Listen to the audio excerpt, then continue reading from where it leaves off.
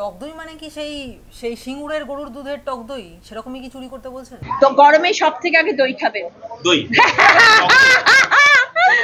দই is must. না না, ওটা তো রচনা দেবীর বাড়িতে পদ্য হয়, ওটা গদ্য লেখা হয়।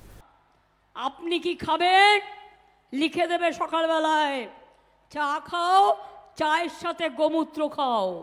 আপনি কি খাবেন লিখে দেবে দুপুরবেলায়, কি খাবে গোবরের সাথে কিছু মিশিয়ে খাও। দেখুন, উনি তো পশ্চিমবঙ্গের মুখ্যমন্ত্রী, নাহলে অন্য ভাষায় উত্তর দিতাম। দেখো সানস্ক্রিন লাগাচ্ছি আর একটু মেকআপও করছি। কেন মেকআপ করছি? যাতে আমার স্কিনটা খুব তাড়াতাড়ি রোদে কালো না হয়ে যায়। এটা বলতে পারেন যে অত বয়স হয়েছে, এত মেকআপ না করা ভালো, এটা বলতে পারেন, এটা মানতে পারি।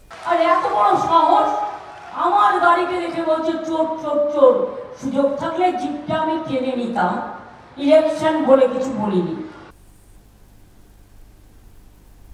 মন্ত্রী মমতা বন্দ্যোপাধ্যায় বিজেপিকে একের পর এক আক্রমণ শানিয়ে যাচ্ছেন এবং এই আক্রমণের মধ্যে একটা সাংঘাতিক আক্রমণ হচ্ছে, বিজেপি যদি নাকি ক্ষমতায় আসে তাহলে সমস্ত মানুষের সমস্ত অধিকার হরণ করা হবে। এবং সেই অধিকার কেমন করে হরণ করা হবে? এই যে আপনি এখন চা খাচ্ছেন, এই চায়ের জায়গায় আপনাকে গোমূত্র খেতে হবে, রাত্রে যে ডিনার করবেন সেখানে আপনাকে গোবরের সঙ্গে ডিনার করতে হবে। কি বলবেন এই বিষয়ে? আপনি কি খাবেন লিখে দেবে সকালবেলায়, চা খাও, চায়ের সাথে গোমূত্র খাও।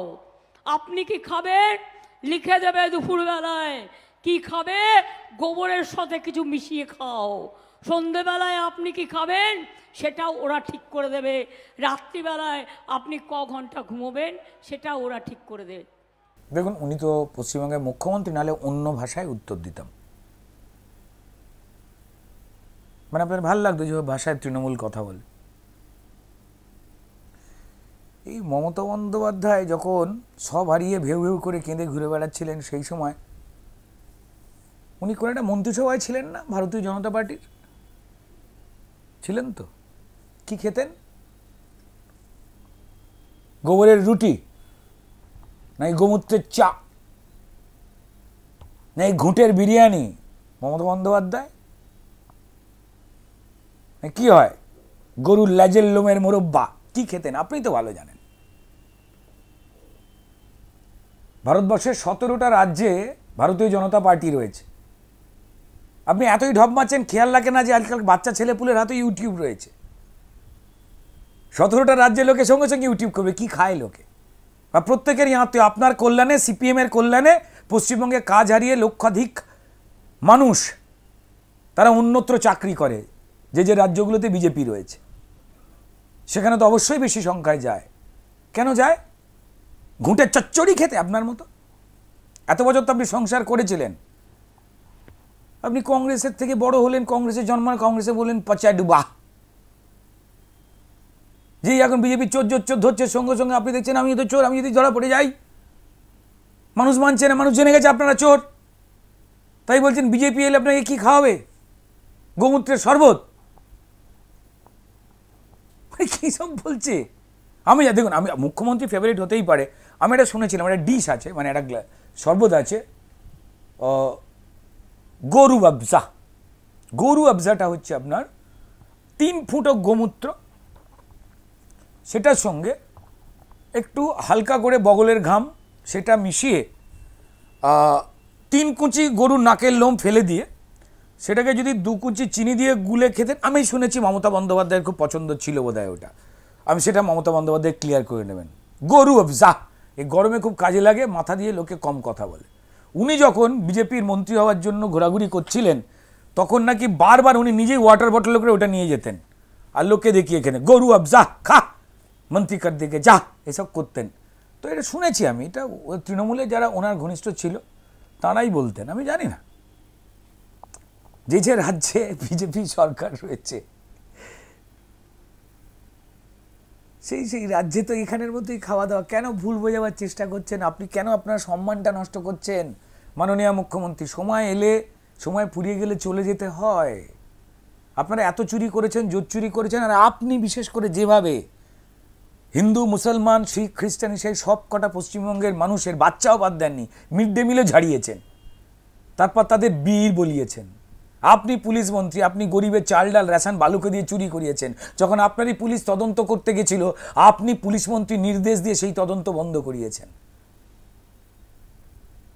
আপনি নামের আগে লিখতেন সততার প্রতীক, আজকে লিখতে পারেন না, তাই এই সমস্ত আগ্রাম বাগ্রাম কথা বলে নিজের আমরা চাই আপনাকে সম্মান করতে, আপনি চান না যে তৃণমূল ছাড়া আপনাকে কেউ সম্মান করুক, তবু আমরা চাই দয়া করে সম্মানীয় মুখ্যমন্ত্রী এইভাবে তৃণমূলকে জেতানো যাবে না। পেশেন্ট আইসিইউতে ঢুকে গেছে, এই সময় কংলেলবাবু আর আমুন নিয়ে দেখা করতে গিয়ে লাভ নেই, তুলসী পাতা নিয়ে যান আর কিছু খই। নমস্কার। আপনি বলছেন বটে যে পেশেন্ট আইসিইউতে ঢুকে গেছে, কিন্তু মুখ্যমন্ত্রী তেমন মনে করছেন না। আবার এক মিনিট আপনি আমায় জিজ্ঞেস করুন আমার হাইট কত, জিজ্ঞেস করুন আপনি কি বেঁটে, আমি কি উত্তর দিই? সবাইকে 6 ফুট হতে হবে এর কোনো কারণ আছে? আমি এরকম উত্তর দিই। মমতা বন্দ্যোপাধ্যায় আমার থেকে বুদ্ধিমান, তিনি ওইভাবে উত্তর দিচ্ছেন, কিন্তু ওনার থেকেও বেশি বুদ্ধি সারা পশ্চিমবঙ্গের ঘরে ঘরে যে মানুষের আছে। এরা না গরু পাচার করতে করতে সবাইকে ভাবছে গরু, গোবর, গোমূত্র, এছাড়া কিছু দেখতে পাচ্ছে না। আমি তো বলছি বাজে রেখে ধরুন, এরা কেউ কিছু ছেড়ে দেবে না। কিন্তু তারপরেও গরু পাচার করার সঙ্গে সঙ্গে শুধু আপনারা ভাবছেন গরুর মাংস যাচ্ছে না, ওই গরুকে দুধ দুইয়েছে চ্যাঁক চোঁক করে, গরুকে পেটে ঘুষি মেরে মেরে পরিষ্কার পটি করিয়েছে, গোবর বার করিয়েছে, গরুকে সামনে কিছু দেখে এই ঝুঝু বলে হিসি করিয়েছে, সব দিয়ে এদের বাড়িতে রান্না হচ্ছে। কারণ কয়লা পাচার বন্ধ হয়ে গেছে, আগের মতো হচ্ছে না, সেই ঘুঁটেতে ফিরে আসতে হয়েছে। আপনি যে কোনো তৃণমূলের বাড়ির নেতার বাড়িতে যান, দেখবেন গরু গরু গন্ধ, গোবর, গোমূত্র।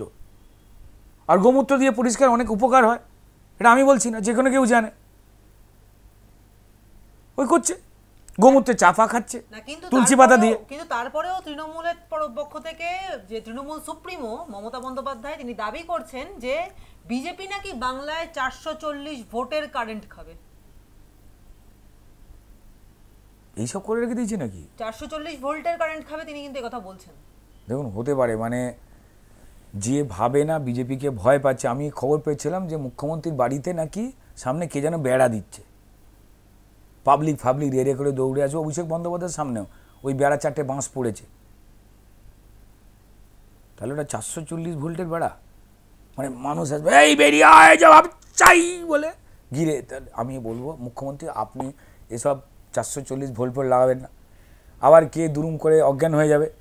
এমনি সিএসসি থেকে আপনার দলের নামের অভিযোগ হচ্ছে এত কাটমানি চান, যে কারণে আপনি ইলেকট্রিকের ভাড়া কমাতে, বিল কমাতে বলেন না, এত কাটমানি নাকি আপনার দলে যায় গোয়েঙ্কা ফোয়েঙ্কাদের কাছ থেকে, বলে লোক, আমি জানি না যায় নাকি।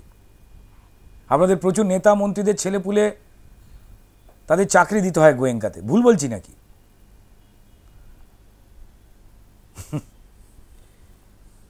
মুখ্যমন্ত্রী কিন্তু বলছেন, আমি একটা কথা বলবো, এই আপনাদের থেকেই মুখ্যমন্ত্রী একটা মানুষ যার মাথায় লেগেছে কদিন পর।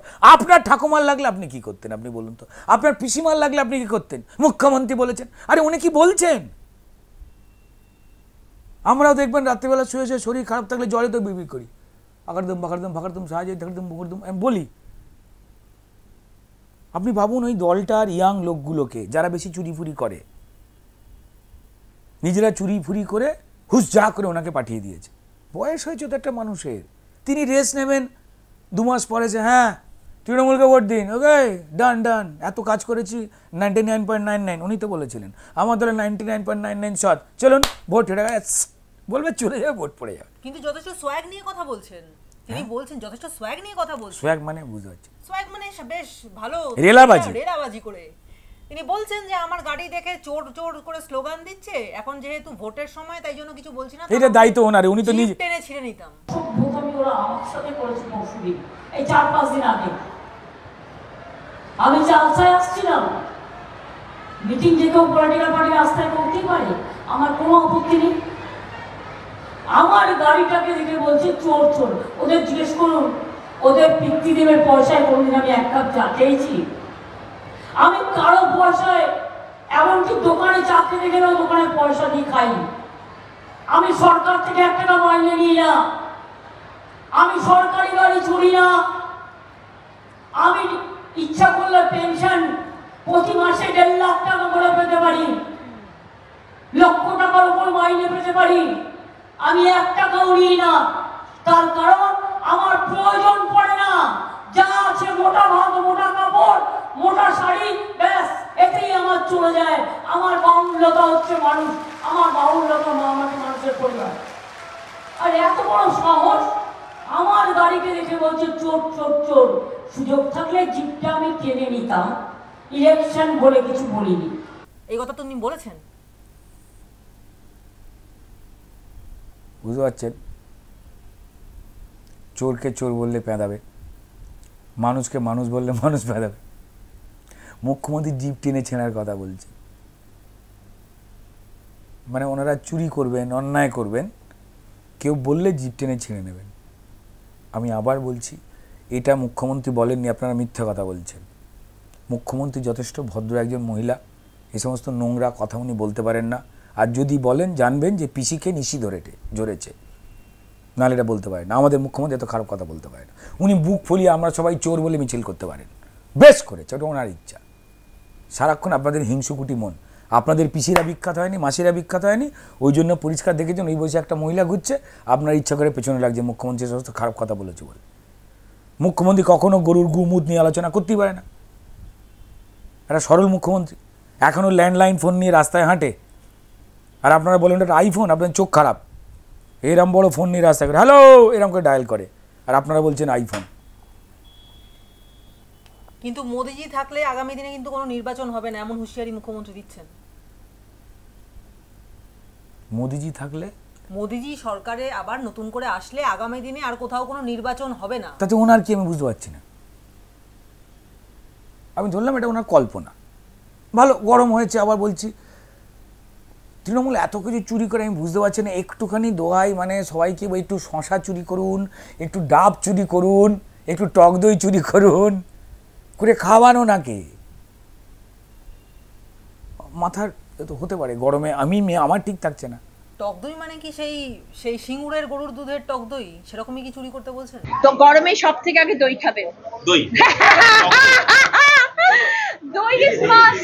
না না, ওটা তো রচনা দেবীর বাড়িতে পদ্য হয়, ওটা গদ্য লেখা হয়, ওই যেই দুধ দিয়ে ইয়ে হয়, ঘুগনি হয়, ওসব জানি না। কিন্তু রচনা দেবীর কিন্তু যেহেতু তিনি একজন অভিনেত্রী ছিলেন, মেকআপটা তার মানে অভিনয়ের অঙ্গ ছিল, তার পেশার অঙ্গ ছিল, তিনি এখন রাজনীতিতে এসেও সেই মেকআপটা ছাড়তে পারছেন না। দেখো সানস্ক্রিন লাগাচ্ছি আর একটু মেকআপও করছি। কেন মেকআপ করছি? যাতে আমার স্কিনটা খুব তাড়াতাড়ি রোদে কালো না হয়ে যায়। হালকা করে একটু মেকআপ করতে হচ্ছে, কি করবো?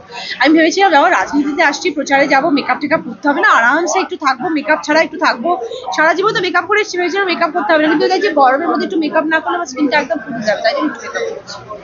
না মেকআপ এখন সবাই করছেন, বাজে কথা বলে লাভ তিনি নেই। বলছেন যে না না না, এই সমস্ত কালো বাজে কথা হয়ে যাবে। না না, এইভাবে অকারণ রচনা বন্দ্যোপাধ্যায়কে হেনস্থা করলে তো হবে না।